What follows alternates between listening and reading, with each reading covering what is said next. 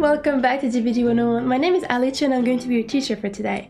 For today's lesson, we'll learn how to counter Hillbilly, as he just got a buff and you will most likely encounter him a lot. At least I do. So, here are some solid tips on how to counter the Hillbilly in order to get full marks in my class. About his power. Hillbilly is an average speed killer, but his chainsaw allows him to traverse the map very fast. He can instantly break pallets and instantly down survivors, just like Bubba. What you need to watch out for is his overdrive. His chainsaw will be covered in blue flames and you will hear a big sound cue.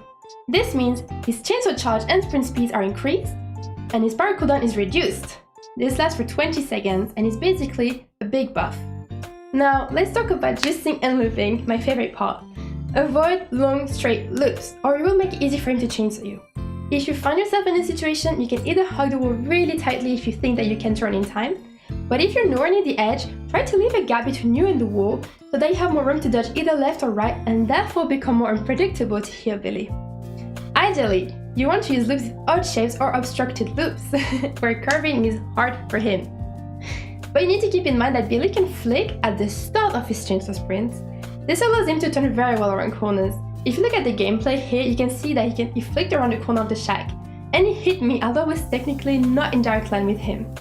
Again, this is why you should avoid long straight loops because you're making it easy for him to hit you. Now, faking direction works wonders against Billy, as it will be quite hard for him to turn once he's engaged. He will most likely go in a straight line. So if you switch up your direction at the last second, you might very well make him fuck up. Next, windows are your best friends. You have two options by window. You can either vault it and he misses with his chainsaw because he was not there quickly enough, or you fake it if he was going to hit you before you could reach the other side of the window. Windows also allow you to make quite a bit of distance, which is very nice, but I just want you to be mindful of one thing, is that a lot of Hillbillies run the puck Bamboozle, and although you should know what it does, I'll still tell you in case. Bamboozle blocks the window that a killer vaults, and this is especially strong at Shack, so be careful. Watch out always behind you after the killer vaulted the window. Is it blocked or not? Very important. When it comes to pallets, I highly recommend you pre-drop. Don't try to get a stun when his chainsaw is wrapped up because he's just way too fast for you to react on time and you're most likely gonna go down. So in most cases, just pre-drop and try to get to the next safe loop. And ideally this loop has windows. You can also try corner takes against Hillbilly. They're super fun and work a lot of the time because it's just too fast to end his chainsaw on time.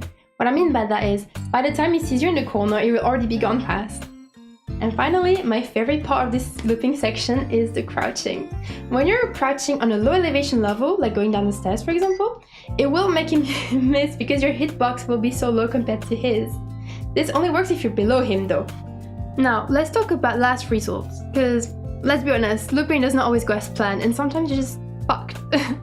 So what you can do is use mini loops around you. They're quite strong against his chainsaw. You can use for example the fire barrels or the trees, and usually this will result in an M1 rather than a chainsaw hit. So if you're healthy, this is pretty good. You can also try 316 or an FOV tag, but be aware or be careful because FOV tags are not as good anymore since the FOV slider has been added. Now for some general tips and add-ons. Hillbilly is not a stealthy killer per se, but players often use Tinkerer or add-ons such as Apex Muffler or Filthy Slippers to make him stealthy.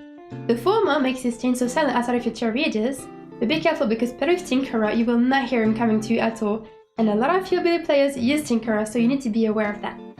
The second add-on is Filthy Slipper. It makes him undetectable after he's been using his power for 2 seconds, so watch out as well because you will not hear him sneak up on you.